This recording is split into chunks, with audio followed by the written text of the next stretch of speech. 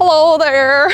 Aujourd'hui, that means today in French, we are going to be looking at 3 different types of behind the backs. First off, we're just going to talk about who should be using a behind the back. It is for definitely a more advanced player, especially in a game, but anyone can try out a BTB when they're practicing out on their own. As you start to become more experienced, this is definitely a skill that you want to have in your toolbox. A behind the back is anything that goes behind your head, shoulders, back, legs, okay? So anything behind your head, pretty much. This whole area back here. Why do we use it, you might ask? Well, because when a defender is taking away the shot in front of you, this would be a dangerous shot or defender might be able to block. So you want to take it behind our head and hit a BTB where our hands are actually free. When do we use a behind the back? Okay, we use it when you feel like you can confidently get the ball inside the net, or you can pass the ball with the BTB as well. But you want to feel confidence that you can actually execute the behind the back with ease. So you need to practice first. Where on the field do we use the behind the back? We use it to pass. We also can use it to shoot. In tight on the crease is where it's used most often, but you can also see players using the middle of the 8 meter, and that's when you get a lot more power on your shot. So you need to practice that one a lot too.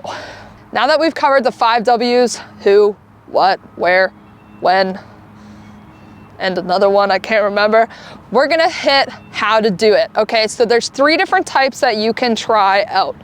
Everyone knows the classic BTB. There's 2 different types of ways that you can hit the classic. Most often you'll see players hitting the stick off of their bicep here. This is a more beginner way to do it behind the back, and it's totally okay to do this one if you don't have the second way down. The second way to hit the classic is actually extending your arms out like a big circle. You're making a big circle here, and it's going behind your head.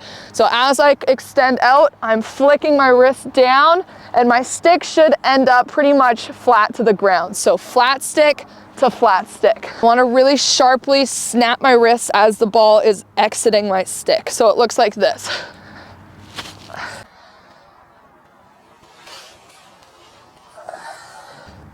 Wherever my butt end is pointing initially, so see how the butt end is pointing towards the cage, that's where the ball is going to go. So just like a regular pass, you'd see the butt end pointing towards the cage first. That's where the ball is going to follow to. So it's the same thing with a BTB. Once we get our hands up and in this spot, I want to point that butt end towards the cage and then snap and follow through. So next up, we have the West Coast BTB. So with the West Coast, you can think of it as a sidearm, okay? So our stick, when we do a sidearm regular, is out the side like this. It's coming off of our hips and it just follows through in that general path, right?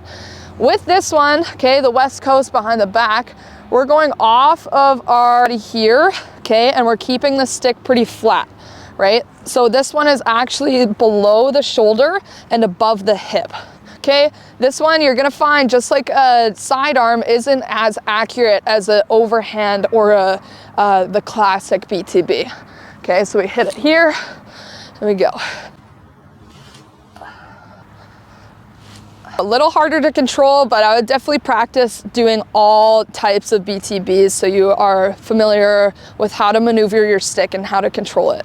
The very last BTB that we are going to talk about now is the lowdown. New technique or a new form that I've seen, and this one goes all the way down past your hips, okay? So kind of like a sub shot BTB or maybe like a Twizzler, but we're going behind ourselves here. What's gonna happen, we're gonna motorcycle roll with our bottom hand, okay? So our eyes are always on the cage. This is, I should have said this at the beginning, but your eyes should never be looking behind you this way when you're doing a BTB. You always want your eyes on the cage facing, we don't want them ever looking behind following our stick. So what's gonna happen with the lowdown? We are going to roll our wrist, okay? Roll our wrist over. Okay, it's almost like a Twizzler, so we roll it, and then we're gonna snap our wrist to the cage. So it's a big snap with this top hand, almost like you're throwing a Frisbee, okay? Frisbee toss, okay? Go here and snap. Here. with BTBs, it's always good to add a little fake in before you shoot it too, right? All right, that's all I've got for you today, everybody. Catch you on the next epi/tutorial. Hope you've enjoyed this video. Please subscribe, it helps me out. Please like the video and follow me on socials at @MeganKinna_. Have a good day.